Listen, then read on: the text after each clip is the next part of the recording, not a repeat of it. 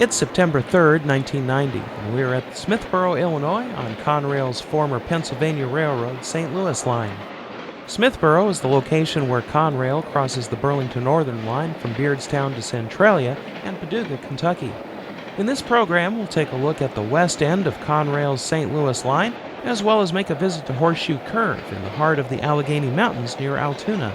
Video for this program was shot between 1990 and 1994, as Conrail was in its prime as a well-run and profitable railroad.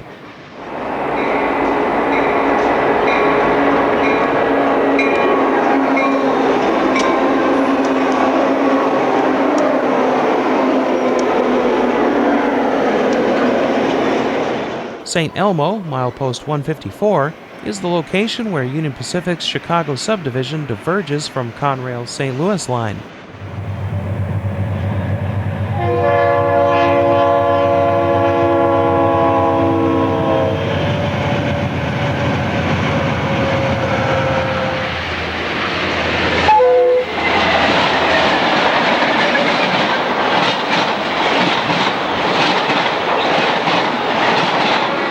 The St. Louis line crossed the Illinois Central Main Line at Effingham, milepost 140.6.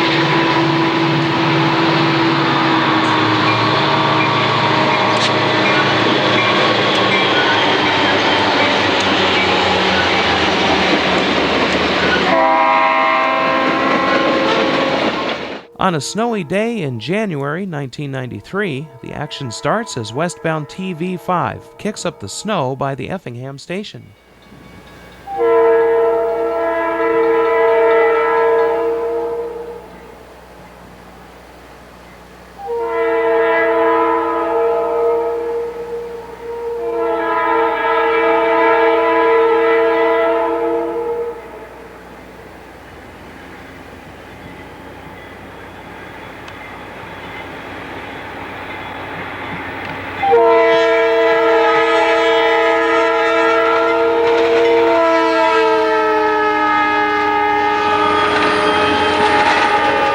Indianapolis-bound FWIN passes at Teutopolis, 7 miles east of Effingham, at milepost 133.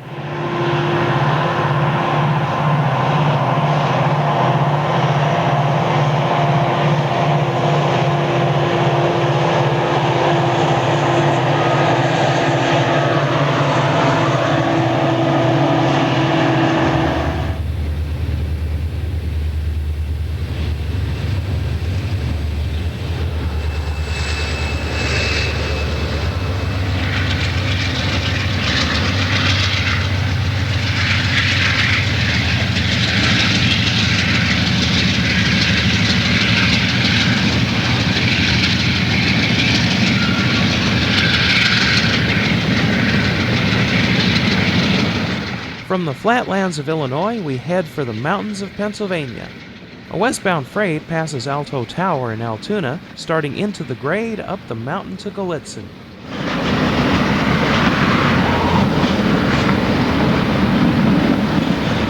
Moving up the mountain west of Altoona, we head to Horseshoe Curve.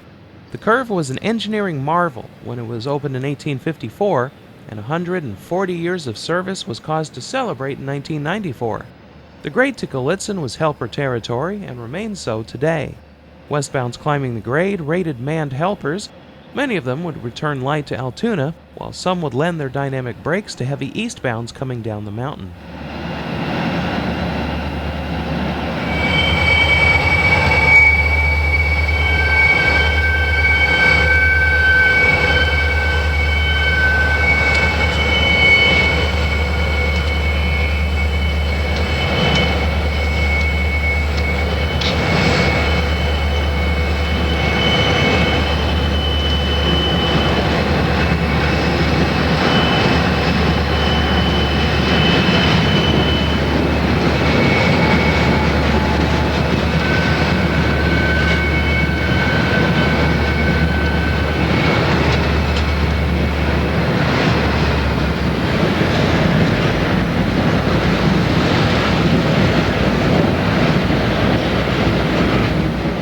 Coal train easing down the mountain brings our look at Conrail to a close.